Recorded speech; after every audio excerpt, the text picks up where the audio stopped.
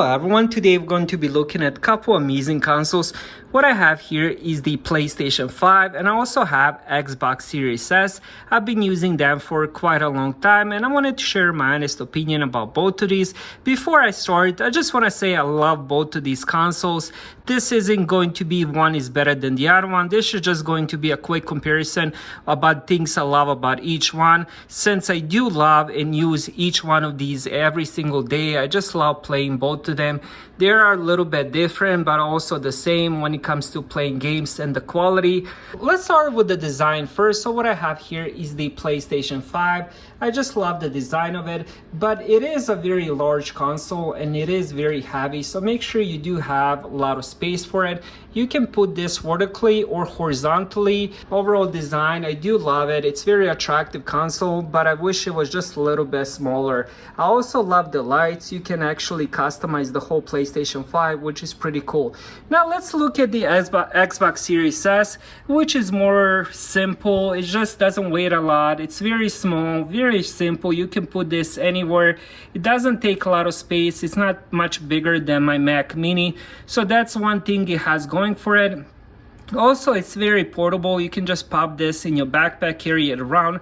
When it comes to the noise factor and heating and stuff like that, it does get really hot, but it doesn't make much noise. The fans do work, but whenever you're playing, it's not distracting like some computer PCs, gaming PCs, where they make a lot of noise. This one doesn't do that, which is a good thing. Same thing about the PlayStation 5.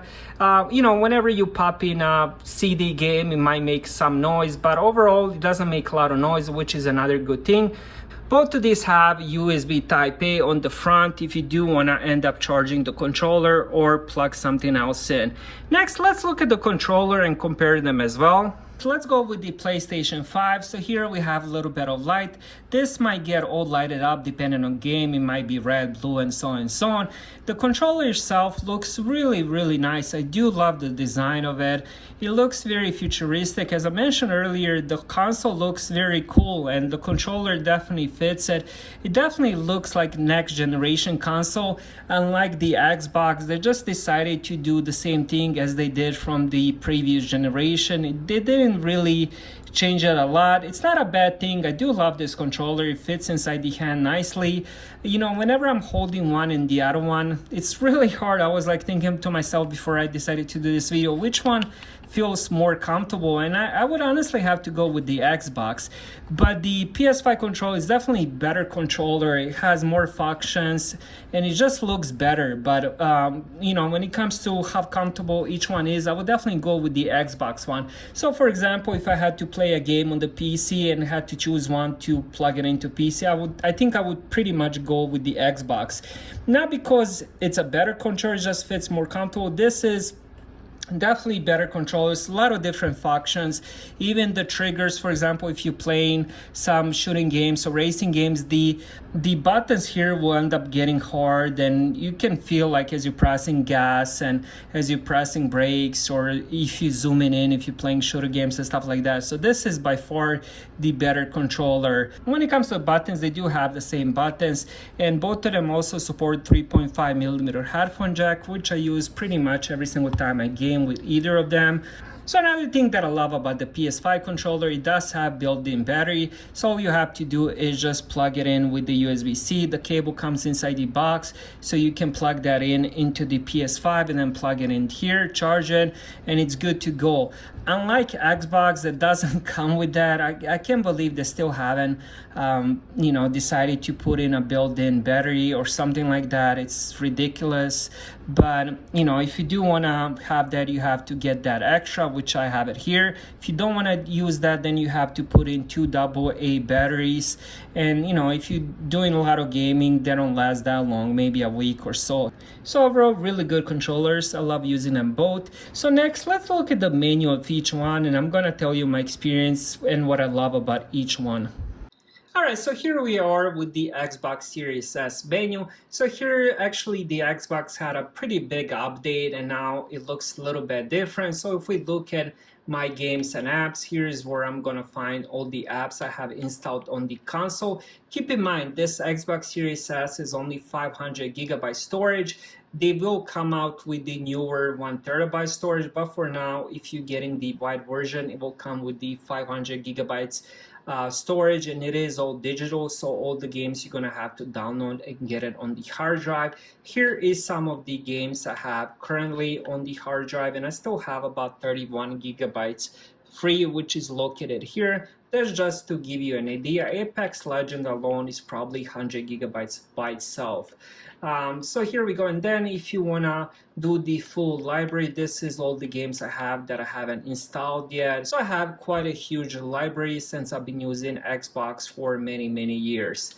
Alright, now that we're back, if we go back on top, we can access the store, and then we can also access the Game Pass, which for me at least is the best part about owning Xbox Series S. I just love the Game Pass. They add games weekly, decent games, you know, so you have hundreds of hours of fun each month, and the game library is huge. And the best thing about the Game Pass, it works with the PC as well. So if you have a gaming PC, you can play it with the gaming. They have different selection games, some of the same ones, but a lot of the different ones, and also play it on the Xbox. They also support Xbox Cloud Gaming, which I play a lot on my iPad, and it works really good. All you have to do is just connect the Xbox controller with your iPad, Chromebook, whatever you have, laptop, any laptop, and then with that you can play AAA games on that device. And then here we can search for movies and games, and here we have settings.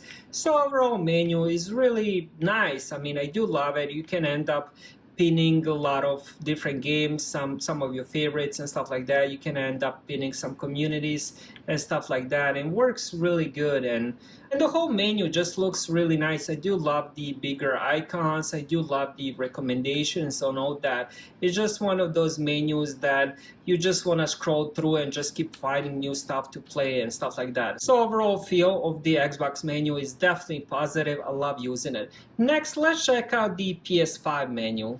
So here we go with the PS5 menu. It's definitely different than Xbox. Here, if we scroll to the right, we're gonna have all the latest games I've been playing. Most of them are physical disc games, and then if we go, we can go media.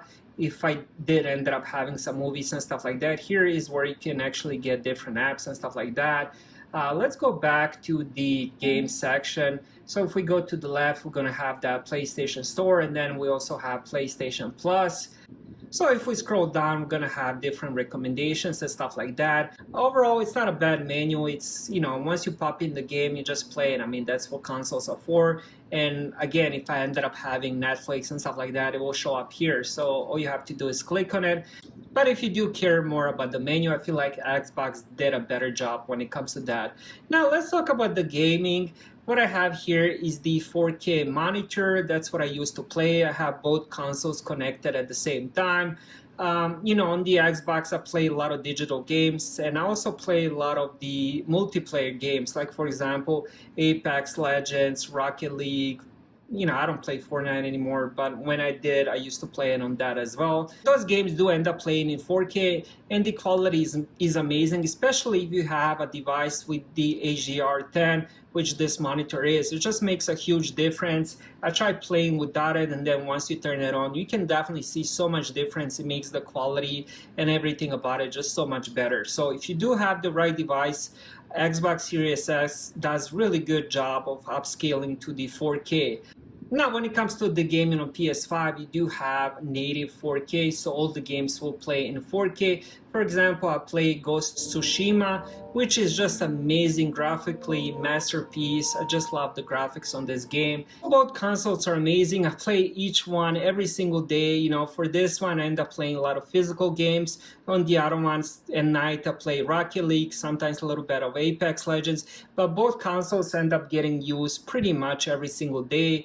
Nothing bad to say about either one. You know, whichever one you choose, you will be happy. So Go with your heart, choose whichever one you want. You won't regret it. I would definitely recommend each one. Thank you guys for watching. Have a great day.